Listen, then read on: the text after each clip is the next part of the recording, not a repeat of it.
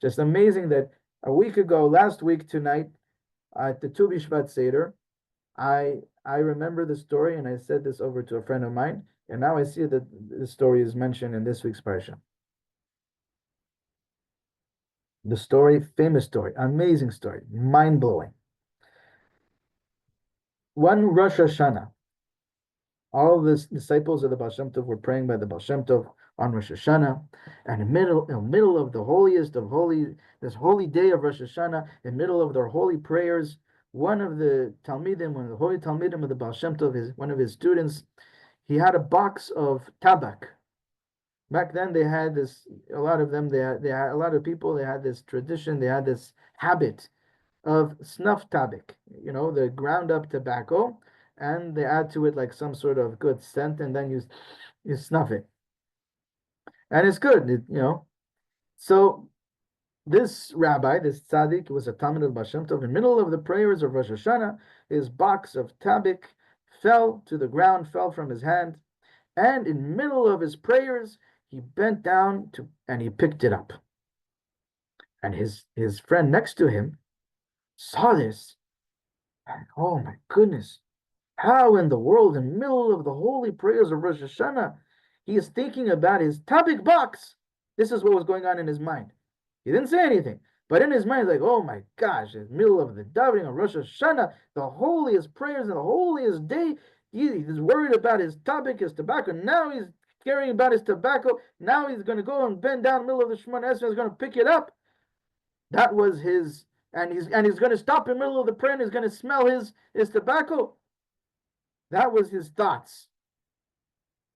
And the Baal Shem Tov saw that as he was thinking these thoughts, the Baal Shem Tov saw that all of a sudden there was a judgment, a decree that was put upon his friend that picked up the tobacco, that person would die that year.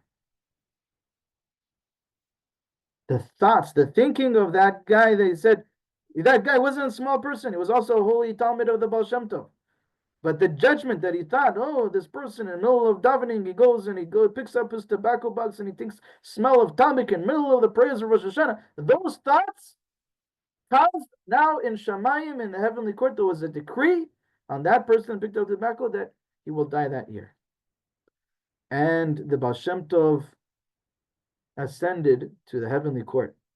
Baal Shem Tov would do this in his waking state on all times throughout the day.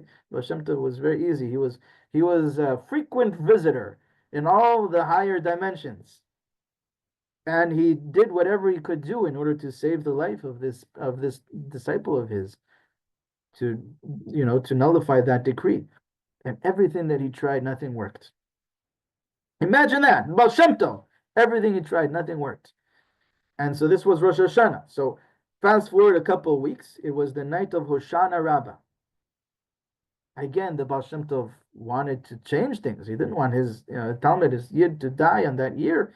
Again, he did Aliyat Neshama. He went up to the heavenly court and he does whatever he can do in order to nullify that decree.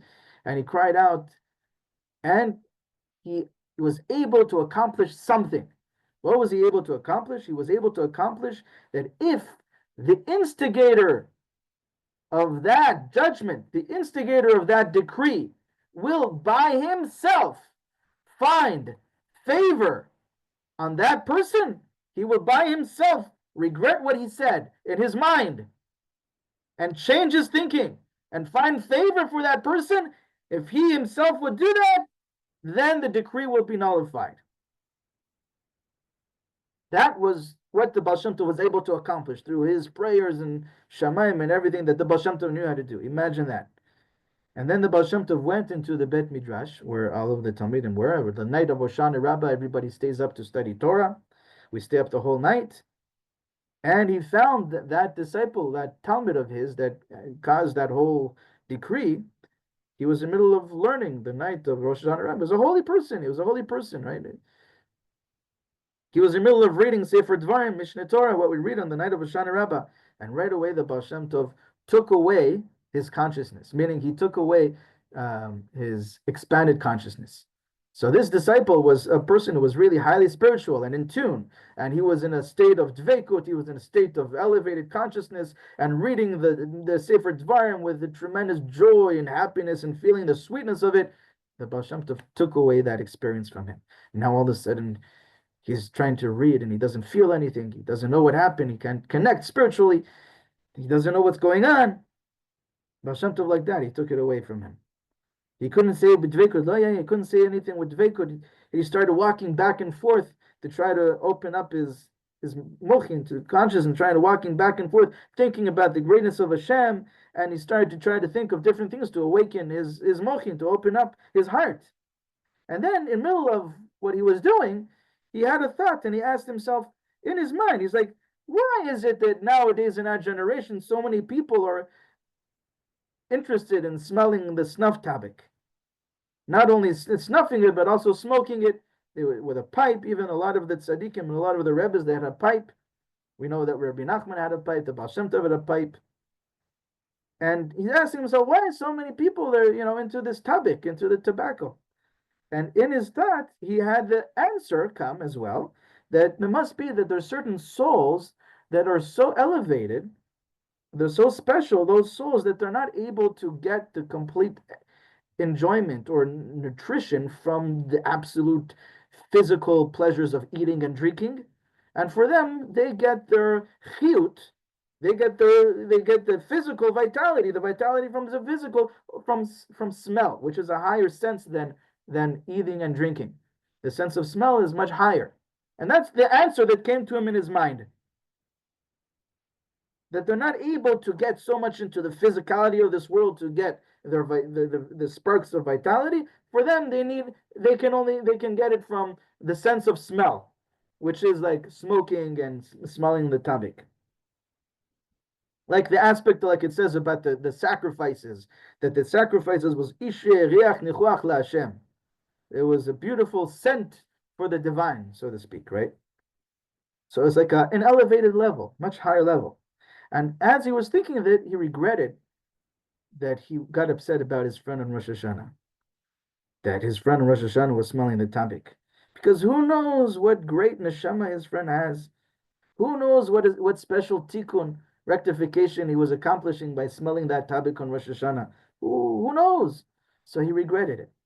Okay.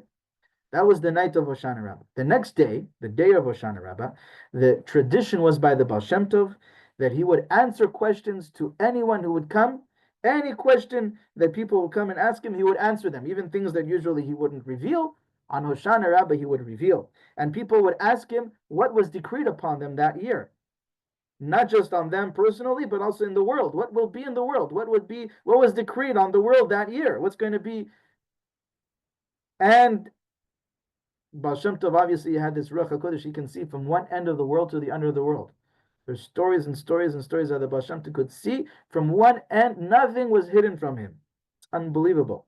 And he was in a tremendously good mood on Hoshana Rabbah. Very, very happy mood. And he would answer everyone questions. You can imagine. You can ask the Rebbe whatever you want, and without any shame, and the Rebbe would give you so everyone had a list of questions, and they would come to the Rebbe, and also questions in Gemara, questions in Torah, things, and Baal Shem Tov would answer to everyone.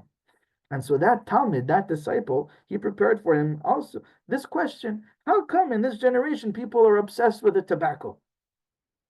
And when he asked the Baal Shem Tov that question, so the Baal Shem Tov said, you give me the answer. What's your answer for that? So he said his answer. He said the answer that he came up with the night before. And then the Baal Shem Tov said, well, tell me also the rest of what your thoughts were about this. Don't just give me the answer to that question, but also tell me what you were thinking about afterward. So he remembered, and he said, well, I'll tell you, I was thinking that my friend that picked up is the tobacco on Rosh Hashanah, and he smelt it, that, he's a holy neshama, he's a big neshama, who knows what he was rectifying by that. When he said those words, the decree was nullified. And because the decree was nullified at that point, the Baal Shem Tov told him the whole story. And he warned him, he said, to judge his friend favorably, judge every person favorably, not to awaken judgment in Shamayim. You don't know the power of your words and your thinking. This was just in his thoughts. He didn't say anything. Don't know the power of your thoughts. Ay, ay, ay, ay.